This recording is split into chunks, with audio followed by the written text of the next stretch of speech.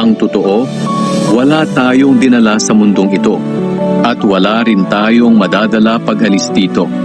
Kaya kung mayroon na tayong pagkain at pananamit, dapat na tayong makontento. Ang mga taong naghahangad yumaman ay nahuhulog sa tukso, sa isang bitag ng mapanira at walang kabuluhang mga hangarin na nagdadala sa kanila sa kapahamakan. Sapagkat ang pag-ibig sa salapi ang siyang ugat ng lahat ng kasamaan. Ang sobrang paghahangad ng salapi ang nagtulak sa iba na tumalikod sa pananampalataya at nagdulot ng maraming paghihinagpis sa buhay nila. Ngunit ikaw bilang lingkod ng Diyos, iwasan mo ang mga bagay na iyan. Sikapin mong mamuhay ng matuwid, banal, may matibay na pananampalataya, mapagmahal, mapagtiis at mabait sa kapwa.